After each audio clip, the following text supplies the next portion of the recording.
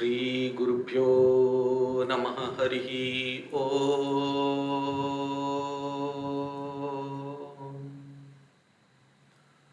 Sahana Bhavatu Sahanau Bhunaktu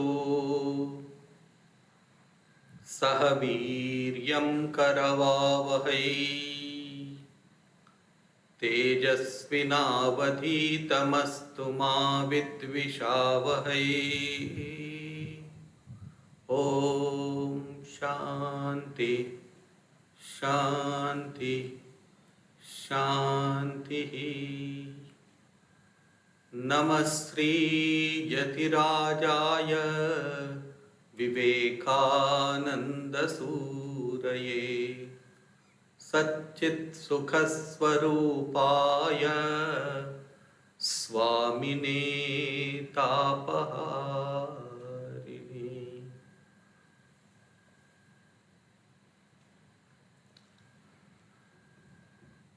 At the outset, I would like to tender my apologies for changing the subject for today's discussion.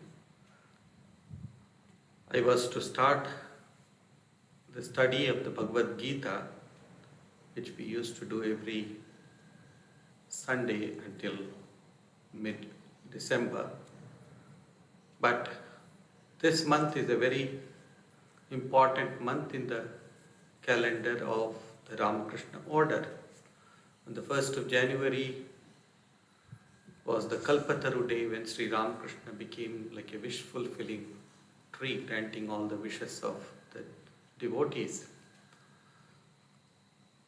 And then last Sunday we had the birthday of Swami Turiyananda, a disciple of Sri Ramakrishna, a great Vedantin who lived the life of Bhagavad Gita in his practical life. And the day after tomorrow we are celebrating the birthday of Swami Vivekananda. Although he was born on 12th of January 1863, we celebrate his birthday according to the Hindu calendar, according to the almanac, Hindu almanac, on Tuesday the 25th of January. But it will be a very solemn occasion and we won't have any time to discuss the life and teachings of Swami Vivekananda. Today, 23rd of January, also happens to be the birthday of Netaji Subhash Chandra Bose, a great Indian leader. One can almost call him a spiritual leader because he lived a life of absolute selflessness and service. And later will come the birthday of Swami Brahmananda, the disciple of Sri Ramakrishna, whom Sri Ramakrishna used to say that he was the spiritual son of Sri Ramakrishna. So today we are remembering Swami Vivekananda, a wonderful life whose life itself was an essay of the teachings of Bhagavad Gita and other scriptures. Swami Vivekananda was a born yogi.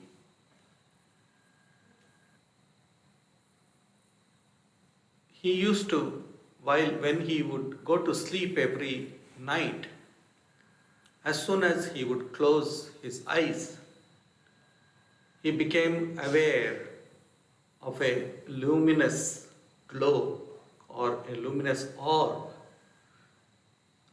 into which he felt himself entering and dissolving. And he thought that that is how people go to sleep. Sri Ramakrishna, when he met Sri Ramakrishna asked him, "Well, Naren, do you see a light before you go to sleep?" Naren said, "Yes, of course, I do it every day." Then Sri Ramakrishna said, "No, my child, not everybody sees it, only yogis see it. And you are a yogi."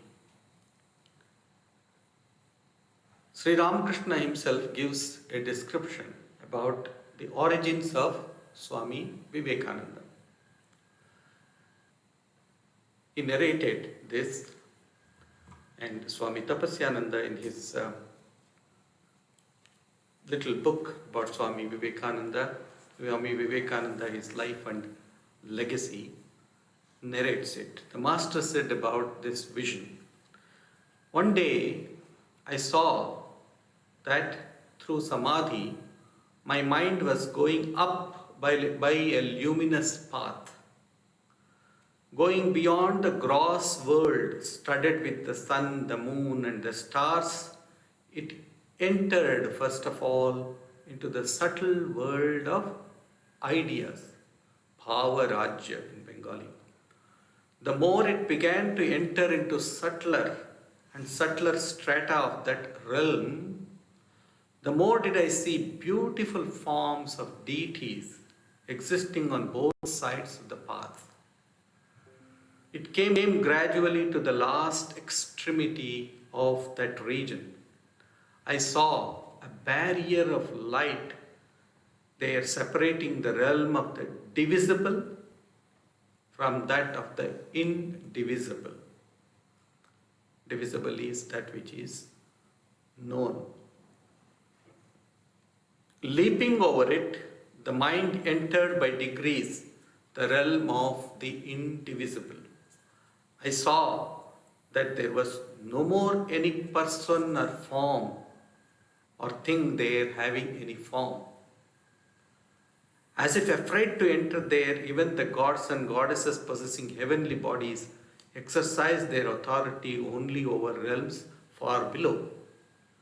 But the very next moment I saw 7 wise rishis, sages, having bodies consisting of divine light only, seated there in samadhi. I felt that in virtue and knowledge, love and renunciation, they had excelled even the gods and goddesses, not to speak of human beings. Astonished, I was pondering over their greatness when I saw before me that a part of the homogeneous mass of light of the abode of the indivisible, devoid of the slightest tinge of difference, had become solidified and converted into the form of a divine child, coming down to one of those rishis and throwing its soft and delicate arms around his neck. The divine child embraced him, and afterwards, calling him with its ambrosial words, sweeter than the music of the veena, made great efforts to wake him up from the samadhi. The rishi woke up at that delicate and loving touch and looked at the wonderful child with half-shut eyes, free from winking. Seeing his bright face full of delight at the sight of the child, I thought that the child was the treasure of his heart and that their familiarity was a matter of eternity. The extraordinary divine child then expressed infinite joy and said to him, I am going, you must come with me. The rishi said nothing at that request, but his loving eyes expressed his hearty assent. Afterwards, looking on the child with loving eyes, he entered into samadhi again. Astonished, I then saw that a part of the mind and body of that rishi, converted into the form of a bright light, came down to earth along the river's path. Hardly had I seen Narendra, that is later Swami Vivekananda, hardly had I seen him for the first time when I knew that he was that rishi. Later somebody asked, who is the divine child? The master Sri Ramakrishna disclosed that it was he himself, that was the child who brought the Rishi to this world, and he identified himself with the child and the Rishi with Swami Vivekananda. The natural state of mind of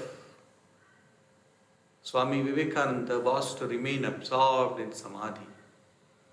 But because of that call of the divine child, Sri Ramakrishna, he had to come and he had to perform the actions that he was supposed to do. Swami Vivekananda's name was, of course, Narendranath, and his father, Vishwanath, was a very well-known attorney, lawyer in Kolkata. From his childhood, young Naren was greatly influenced by the life and character, the teachings of his father and mother. In fact, Narendranath's grandfather, that is father's father, Durgacharan, had left the family and had become a monk. So that blood of renunciation flowed through in Vishwanath Datta's and Swami Vivekananda's body or in his life. Vishwanath Datta, though he was a well-placed attorney, earned well, yet he was generous to a fault. He would give away beyond his means to people who wanted anything. One day, the young Bile was his pet name, the young Bile asks his father, "Father, why is it that you are giving away money to those people who do not deserve it? They take the money and then they go and spend it on drinks and gambling." His father told him, "Well, Naren, how can you understand the great misery of human life? When you realize it, you will sympathize with poor creatures who try to forget their sorrows even for a moment in indulging in such activities." This was a great lesson that Swami Vivekananda learned, that the misery of the world is a lot, and just to bring a little bit of joy into somebody's life will make your own life happy.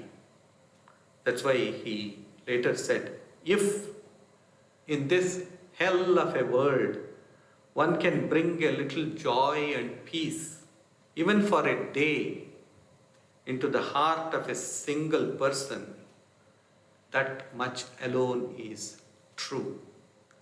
This I have learned after suffering all my life. All else is mere moonshine. Swamiji says this. Swami Vivekananda learnt many wonderful lessons from his parents.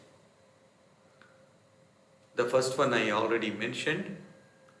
The second lesson that he learnt was to show respect towards one's mother. And the method of chastising him by his father was something unique. Once, Naren was very rude to his mother.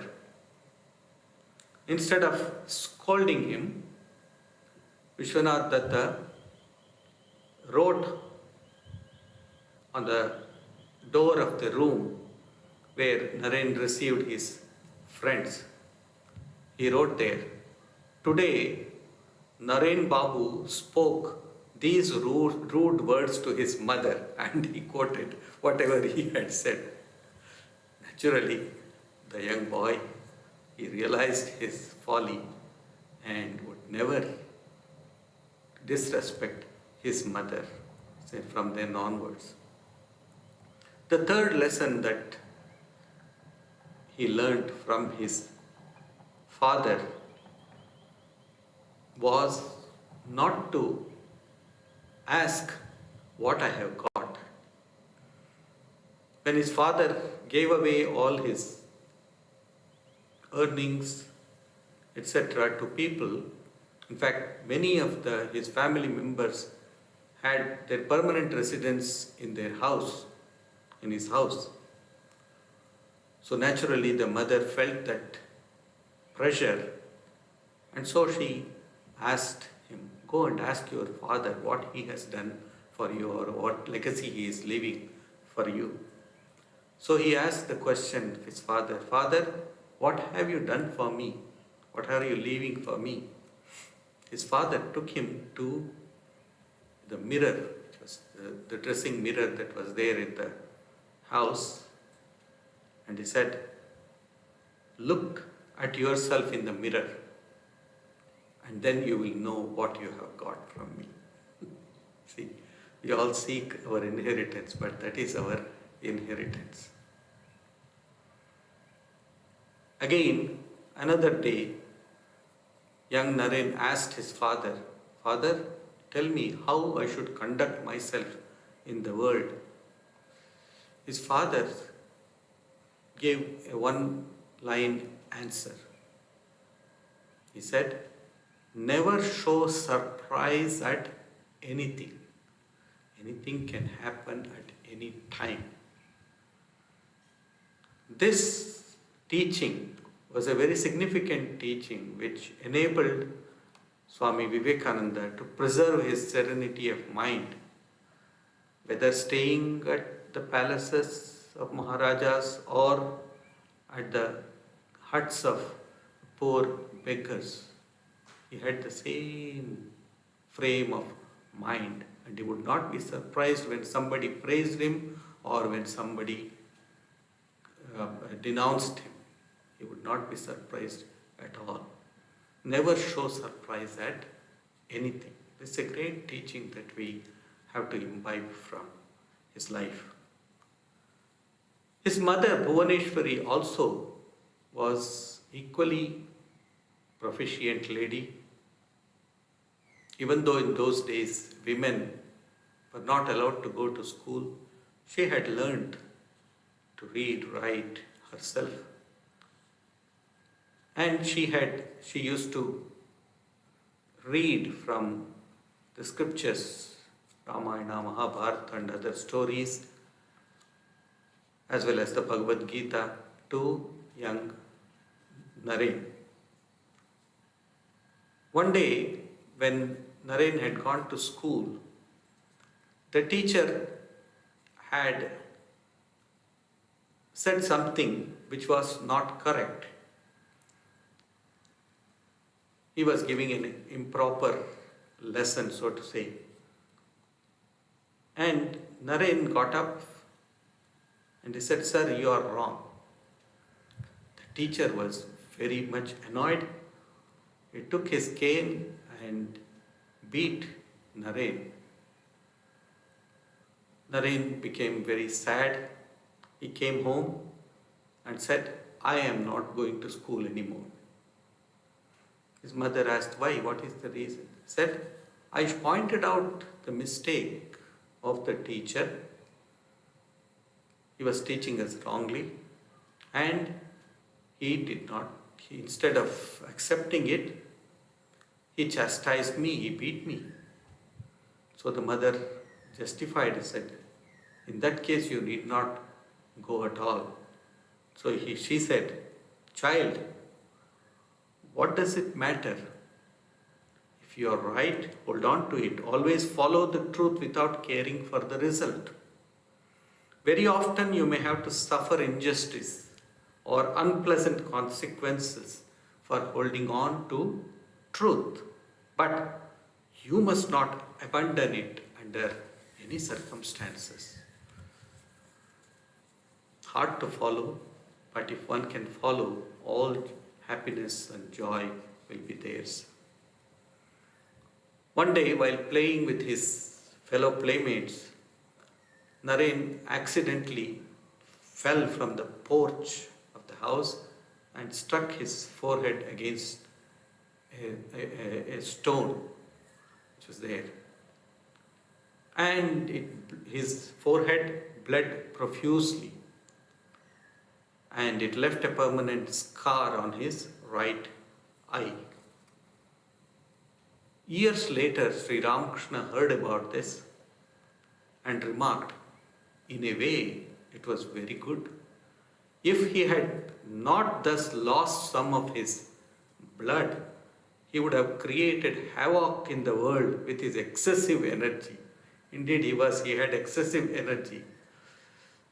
They had two maids to look after young Naren, two maids to handle this boy. And even then he would get into a lot of mischief. When his sisters would try to hold him or chase him, he would go and hide inside the drain, and he would and then he would ask them, come and get me. So he had that excessive energy. Only when his mother knew what is the medicine, so she would bring him and put him under the tap and would pour water on his head, chanting Shiva, Shiva, Shiva, Shiva. And she would also say, I prayed to Lord Shiva to bless me with a child. Instead, Lord Shiva sent one of his demons to me. That's how she used to affectionately talk about him. So, but the moment she would utter the name of Shiva, he would become totally calm and composed, because he was Shiva Avatara. Later, many years later,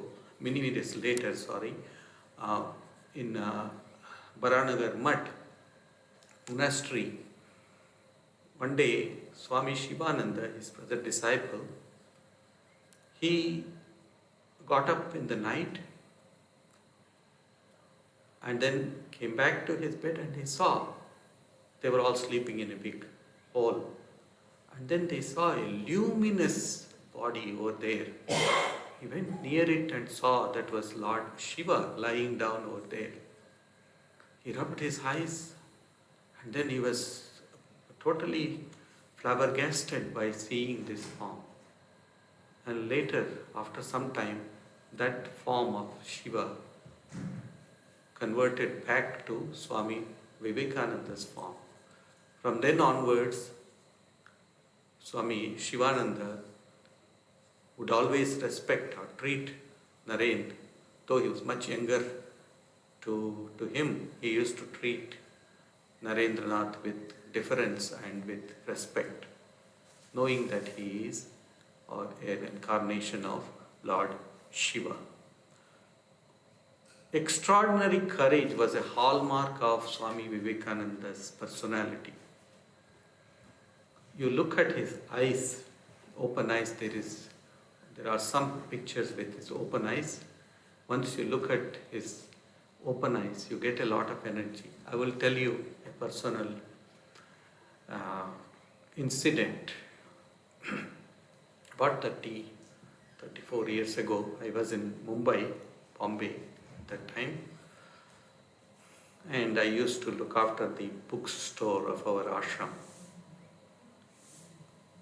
A young man would come every day, and he would browse through the books very intently.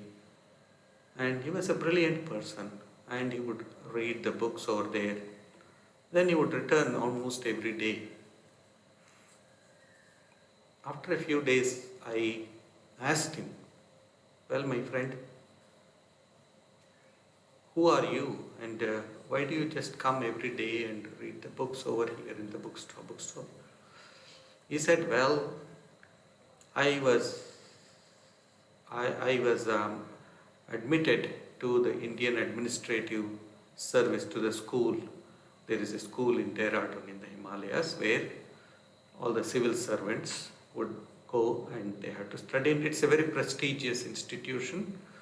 Only a few hundred in the whole of India would get a chance to study, and they would become the civil servants.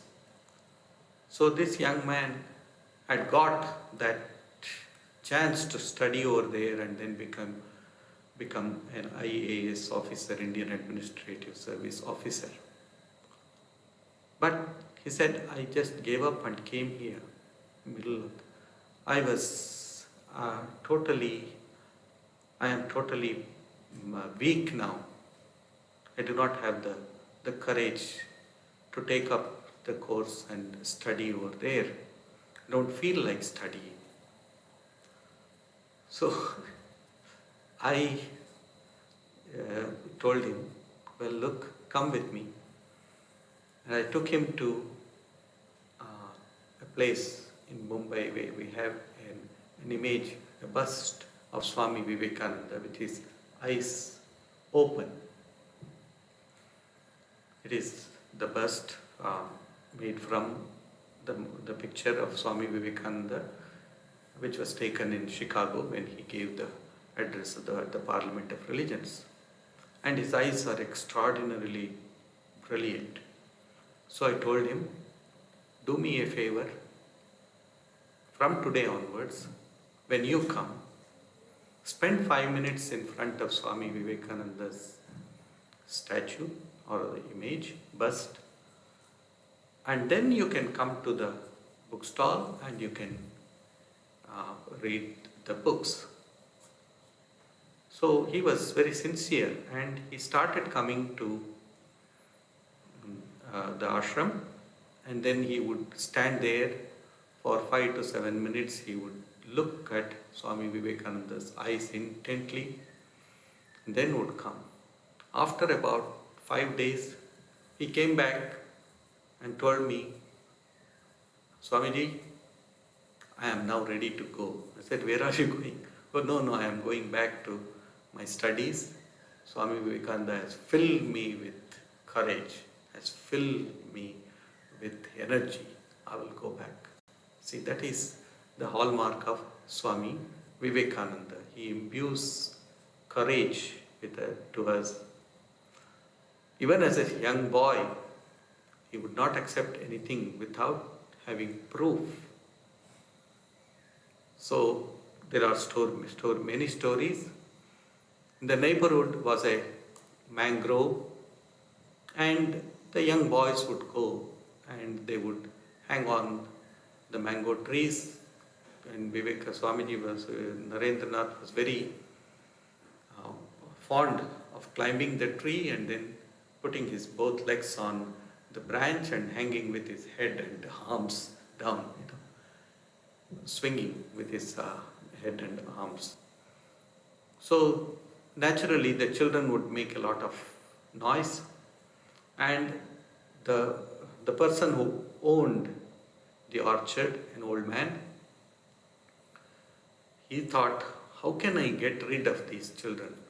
So he came one day and he told them, look here children, you are not probably aware of this thing. There is a Brahma Daitya. Brahma Daitya means a ghost which lives in these trees. And if you create any trouble here, the ghost or a ghost will, or demon, Brahma Daitya is demon, would wring your neck and will wring your neck and eat. So all the boys from that moment, they just ran away. But young Naren, he did not bother. He just stood there. He just went on hanging. So when the others, after some time, when he came out, His friend said, "Well, Naren, are you not afraid of the ghost?" He said, "You fools, we have been going there for so long.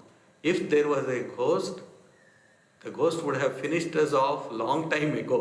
There is no ghost. This old man is trying to dissuade us from entering his orchard, that's all." That is the courage that he had even as a little boy. Swamiji's first ecstatic experience is recorded as having occurred at when he was going to Raipur. Raipur is in the central provinces of India, and they had to travel by bullock cart for a couple of days. And as they were traveling along the Vindhya ranges of the Vindhya mountains, the day was very crisp and a cool breeze was flowing. As he looked above, he saw two mountain peaks coming nearer together, almost nearer. And then from one cliff to the other cliff, a big beehive, maybe built for several years, a big beehive was hanging over there with a lot of honey. So, seeing this, his mind was filled with wonder at the thought of the infinite power of the divine, and he lost all consciousness of the outer world, and he experienced that ecstasy first time. From Raipur, the whole family returned to Kolkata, and there Narendranath, by then a teenager, he enrolled himself in the Presidency College, Scottish Church College, or later Presidency College. And there, while studying there, he came under the influence of great preachers of the Brahmo Samaj, Keshav Chandra Sen, Shivnath Shastri, Devendranath Tagore, the father of Rabindranath Tagore, and others. And he also becomes a member of the Brahmo Samaj. The tenet of the Brahmo Samaj requires their followers to not worship God with form, but to believe in God, the formless aspect of God, but with attributes that God is very kind, that He is very benevolent, and so on and so forth. So he entered into the Brahmo Samaj, and he used to attend their prayer meetings regularly. He was inspired greatly by those great preachers, Shivnath Shastri and Keshav Chandra Sen and others. But his inner quest led him to ask all of them this one question: "Sir, have you seen God?" Unfortunately, none of them could give him a proper answer. They would wind their way along and then try to explain something, but it was not sufficient for him. Therefore, this question went on and on and on within his mind. At the college, there was a teacher, a professor, Reverend William Hastie, and he was from Scotland. He was one day teaching this poem by Wordsworth, the Excursion poem. And there, the subject of ecstasy comes. William Hastie naturally remarked, "Well, I do not know of anyone who has this kind of ecstasy that Wordsworth is mentioning about, but I know of one person who lives very nearby here in Kolkata, and his name is Sri Ramakrishna. he experiences this ecstasy very often. So Naren thought, oh well, I must one day meet him. He used to practice his meditation every day. Vivekananda used to practice meditation every day, even without any guidance he used to do, because that was his natural state of mind. Yet there was hidden in his heart a desire to meet Sri Ramakrishna. A few days later, he heard that from his relative Ramchandra Datta that Sri Ramakrishna was coming to his neighborhood, to the house of a devotee, Surendranath Mitra. It was probably 1881. And he said, go and meet him. So when he went, he saw Sri Ramakrishna surrounded by all these people of fame and name. And when Sri Vivekananda, Narendranath entered the room, the host requested, well Naren, you can sing very beautifully, why don't you sing a song? And he sang a song. Sri Ramakrishna was very much impressed, but that was it. But after a couple of years, Narendranath made a decision to go and meet Sri Ramakrishna. As soon as he entered the veranda of the Kali temple where he was staying, the master ushered him into his room, closed the room, caught hold of Narendranath's hand and started shedding tears of joy. He said, oh Naren, is it proper that you should come so late? Should you not have even once thought how I was waiting for you? Hearing the idle talk of householders, my ears are about to be scorched. And then he went about saying, I know my Lord. He folded his hands and said to Narendranath, I know my Lord, you are the ancient Rishi Nara, a part of Narayana, who has incarnated himself this time to remove the miseries and sufferings of humanity. Young Naren was nonplussed. He said, I am the son of Vishwanath Datta, and here he is saying that I am Narayana, Narayana. What is all this that he is saying?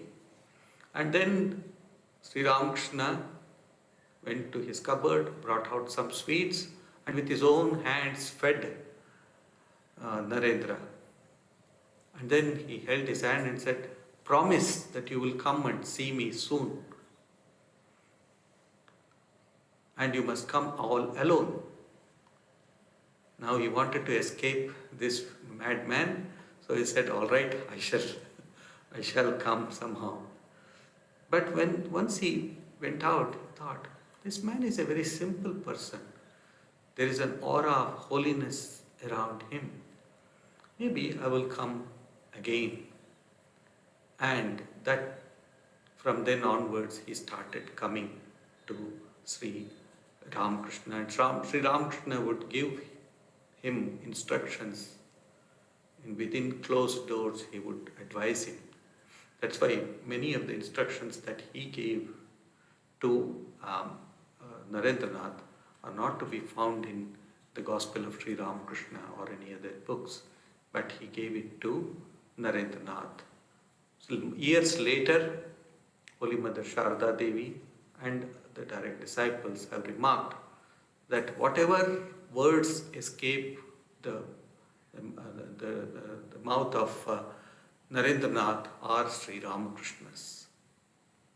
Whatever great words come out of his lips are Sri Ramakrishna's. Shortly before his passing away, Sri Ramakrishna called Naren to his bedside and gazing intently at him, he entered into deep samadhi. Naren felt energy like an electric current entering his body, and he lost all consciousness.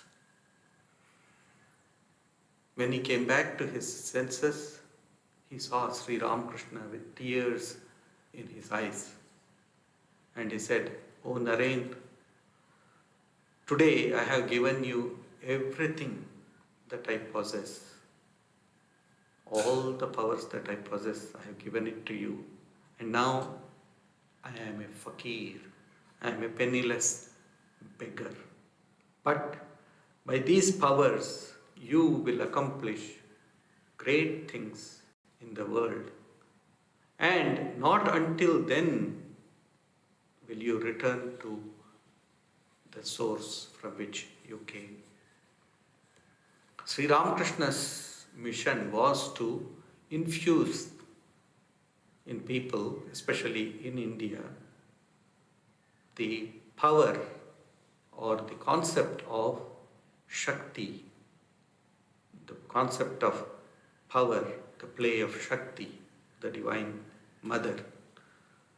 So he had somehow to make Naren accept Kali, whom he worshipped, the Divine Mother.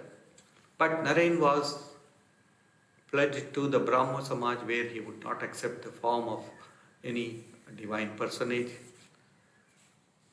And Sri Ramakrishna waited for a day when he would himself accept Kali.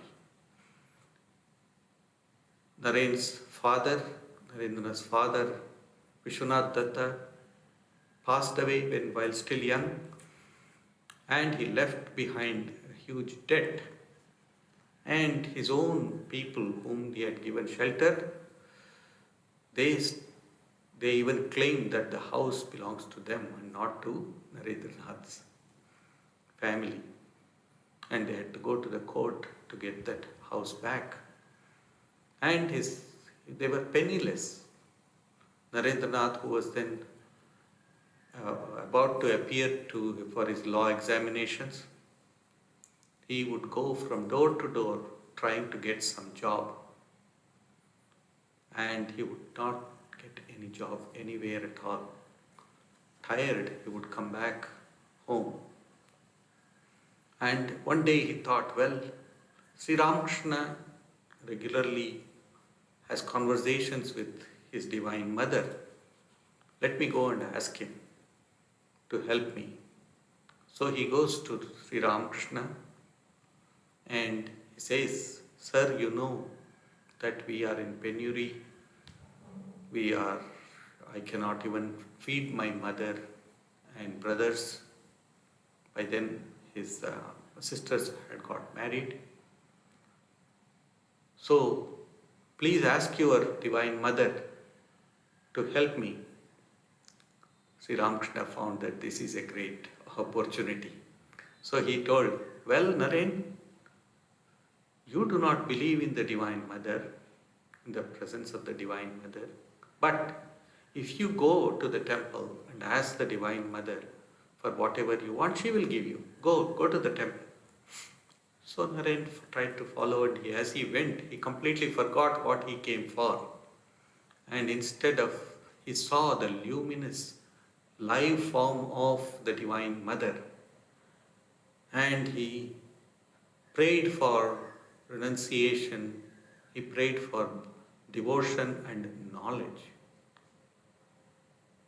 And then he came back to Sri Ramakrishna's room. Sri Ramakrishna said, "Well, my dear, did you ask Mother?" He said, "No, I forgot completely why I went." He said, "You are a fool, go back again."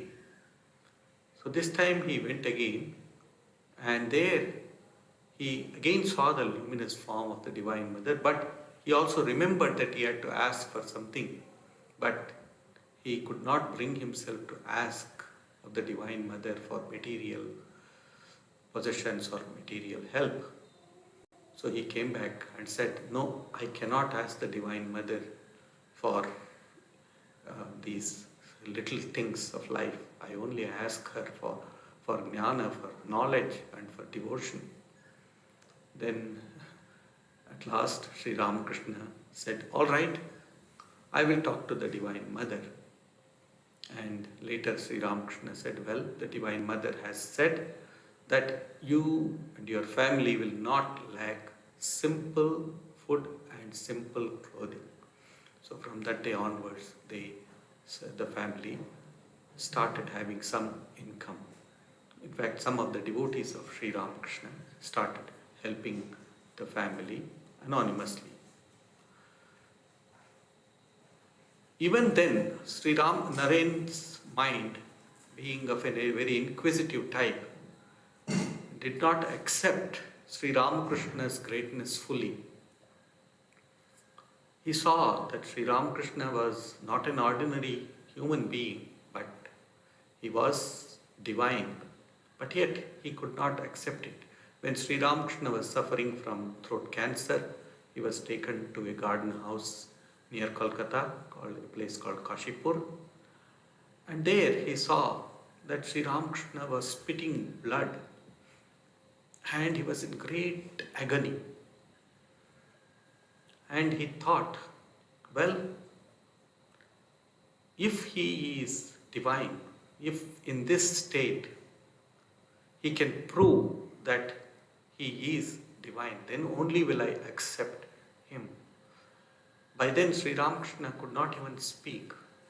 His voice had become almost non-existent. But as soon as this thought arose in young Narendranath's mind, Sri Ramakrishna called him near, and then with great effort he said, well, Naren, you still do not believe in me? He who was Rama, he who incarnated as Krishna, that same being is now incarnate as Ramakrishna. But not from your Vedantic sense. In Vedanta, everyone is divine, everyone is Rama, everyone is Krishna, everyone is a Christ. But in human form, when the divine appears, then he has a different purpose. Then Narendranath fully accepted Sri Ramakrishna as the divine incarnate. A week after the passing away of Sri Ramakrishna passed away on the 16th of August 1886. Narendranath and another of his brother disciple were strolling in the garden. It was evening, and he saw in front of him the luminous form of Sri Ramakrishna walking around over there. He thought it was an illusion and he did not express anything at all.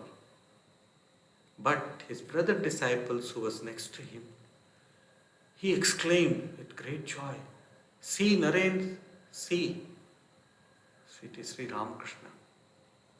It was then known to, or Swami Vivekananda became very much convinced that Sri Ramakrishna is still alive, is still present in his luminous form.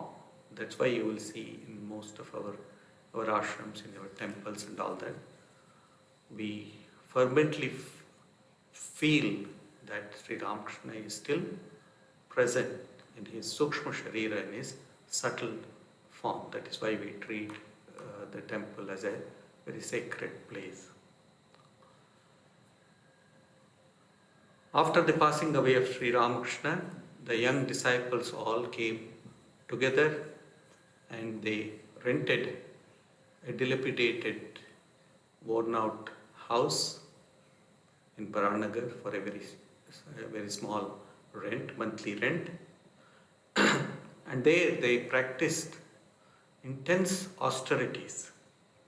From 1886 to 1892, these young disciples of Sri Ramakrishna stayed there and practiced intense spiritual practices. Then the monastery moved to Alam Bazar in 1897, and later to 1898 to Belur Mutt. Probably in 1887, these young disciples took the vows of renunciation, monastic vows of renunciation. Narendranath himself, he took the name of Vivekananda, and later when he would travel, he would change his name. Sometimes he would call himself Vivekananda just to camouflage himself. So he would, and then he would call himself as Satchidananda. But when he visited Khetri in Rajasthan, in India, the king Raja Ajit Singh, who later became a disciple of Swami Vivekananda and who provided money for Swami Vivekananda to travel to the West, he told him, Swamiji, you must keep your name of Vivekananda because you are full of the sense of discrimination, full of the sense of renunciation and discrimination. So you must take that name. So do not change your name anymore. So probably from that time onwards, he called himself as Swami Vivekananda. He traveled the length and breadth of India on foot, mostly by foot, and he had taken a vow not to touch any money, and he would just be sometimes the guest of a poor man in a hut, or sometimes a king would invite him, seeing his brilliance. He would invite him and make him stay in the palace. But he learned some wonderful lessons which are very relevant to us. We do not have too much of time, so we will try to wrap up with a few teachings that we get from his life. The young monk Narendranath was traveling, and he was in Varanasi, Benares. There he went to the temple of Durga over there. There are lots of, even today you will see lots of monkeys over there. And the priest must have given him some sacramental food, prasad. So he took it, and then as he was walking out, a band of monkeys, they followed him. And he started walking fast. As he walked fast, they also started walking fast. He then started running, and they also started running behind him. And as he was going up the slope over there, trying to get away from the monkeys, an old monk who was standing there, he said, "Young man, stop and face the brutes." Immediately the thought came to his mind, I am running away from troubles. Why should I do that? I should stand and then face it. So with his staff in hand, he stood up. He stood, turned backwards, and then he faced those monkeys. As he looked into their eyes, they just went away slowly. So that is a great lesson that we need to learn. When trials and tribulations come to us, we should just face it and not run away from them. The second lesson that we learn from him is about the differentiation of gender, that the differentiation of gender is only notional. As a monk, one is advised to not to watch anything that is provocative, and that means some dances by women, etc. So as he was there in Khetri as the guest of the king had organized a musical evening because he knew that Swami Vivekananda was a musician himself. So he had organized a musical evening, and then there was a dancer who would also dance. As he sat there, he listened to all the music, and when the time for the dancer to come and dance, he just stood up and was about to leave the hall. At that moment, this lady, she stood up and she sang a soulful song. Prabhu mere avaguna chitta nadharo. O my Lord, please do not look into my faults. Rather, look into my good aspects. Samadarshi hai nama tuhar tiharo. Thy name is that you are of equanimous mind. A piece of iron is bent down to make a vessel used for the worship of the divine, and the same piece of metal is used to make a butcher's knife.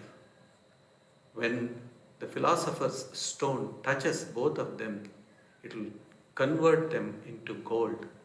So you need to convert yourself into gold. And it goes on. Listening to this wonderful song, Swami Vivekananda realized his folly, and he returned to the room, sat through the performance, and then with folded hands told her, Mother, you have taught me a great lesson today. I am supposed to look upon myself as the Atman, the spirit, and not as a man or a woman. The Atman does not have a gender at all. Years later, when Swami Vivekananda was traveling from United States to Europe, the whole party along with, there were a few of the Western ladies. One of them was Emma Calvi, a great opera singer. They were traveling and they went to Cairo and they went to sightsee the city. But by mistake, they lost their way and they entered into the red light district of Cairo. And they immediately realized that they had done a mistake, and so they were about to go behind. But Vivekananda was going forward, and there were some women making gestures at him. And as he saw, tears started flowing from his eyes. And he said, poor children, they have put their divinity into their beauty. Their divinity has been put into their beauty. And then tears started rolling down his eyes. All those fallen women, they realized that here is a man of God. They came and touched the hem of his robe, kissed it, and said, here is a man of God. And they said, you are a divine person. And Swami Vivekananda later says that there was a time when I would not walk on the same street where there would be houses of ill fame, but by the grace of the Lord, I am now in such a state of mind that I can live under the same roof with the same women or with the same people, and not a single thought of evil would cross my mind. That is Vivekananda's heart. Another incident, another lesson that we get from Swami Vivekananda is about the oneness with everyone. When Swami Vivekananda went and lectured at the Parliament of Religions in Chicago in September 1893, he became quite a celebrity. All the newspapers were announcing about this unique monk. And when he got down at a railway station, the people had come there and they gave a public reception to him. A black porter he went and shook hands with Swamiji, Swami Vivekananda. He said, "Sir, I am delighted that a man of my race has attained such great honor. The entire Negro community in this country feels proud of you." Swamiji shook hands at him and said, "Thank you very much, brother. I am also delighted." So one of his disciples asked him, "Swamiji, why didn't you tell them that you are not a Negro, that you are an Indian?" And Swami Vivekananda looked at him and said, "What? Profit at the expense of my brother? I am one with everyone here." Then Swami Vivekananda was ready to go back after all his work.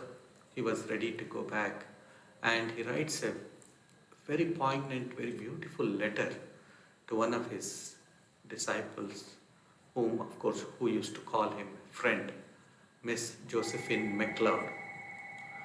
And I will conclude by reading this letter, which expresses in essence what Swami Vivekananda really was.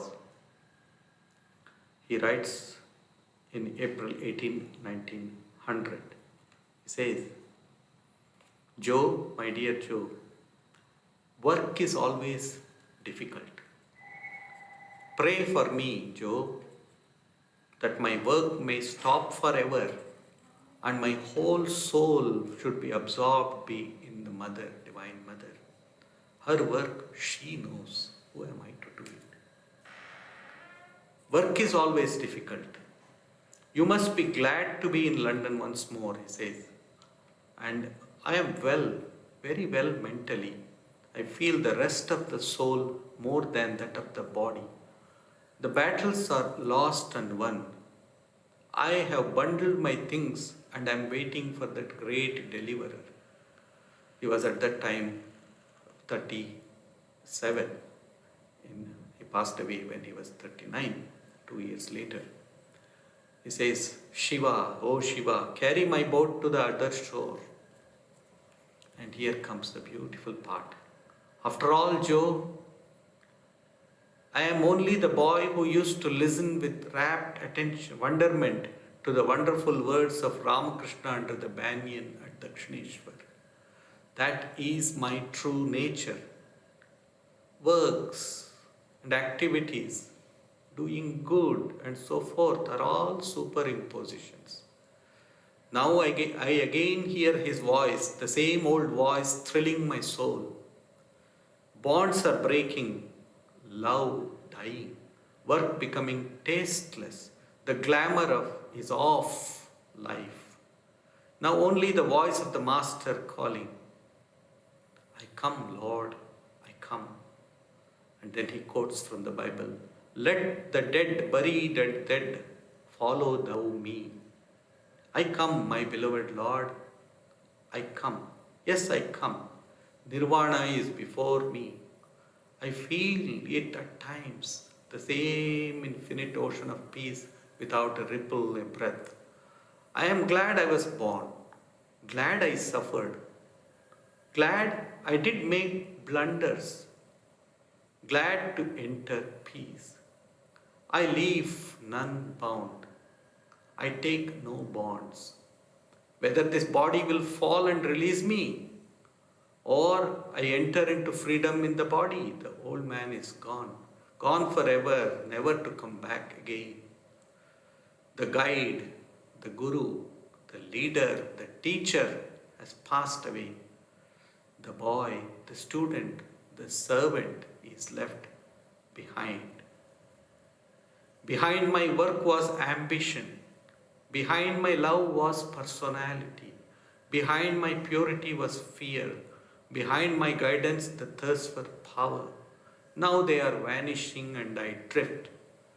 I come, Mother, I come in thy warm bosom, floating wheresoever thou takest me, in the voiceless, in the strange, in the wonderland I come, a spectator, no more an actor." That's wonderful. No more action, only a spectator. Oh, it is so calm, he says. My thoughts seem to come from a great, great distance in the interior of my own heart. They seem like faint, distant whispers, and peace is upon everything, sweet, sweet peace, like that one feels for a moment, few moments just before falling into sleep, when things are seen and felt like shadows, without fear, without love, without emotion. Peace that one feels alone, surrounded with statues and pictures. I come, Lord, I come. The world is, but not beautiful nor ugly, but as sensations without exciting any emotion. Oh, Joe, the blessedness of it. Everything is good and beautiful, for those things are all losing their relative proportions to me, my body among the first. Oh, that existence. That is Swami Vivekananda for us. He once said, I am a voice without a form. And he also said, I shall inspire men and women everywhere until the whole universe comes to know that it is one with God. So that is our ideal, to become one with God, nothing less, nothing more. On this festive occasion, when we are celebrating Swami Vivekananda's birthday, we pay homage to this great personality. May he inspire us to become proper instruments in his hands. Om Shanti, Shanti, Shanti. Hari Om.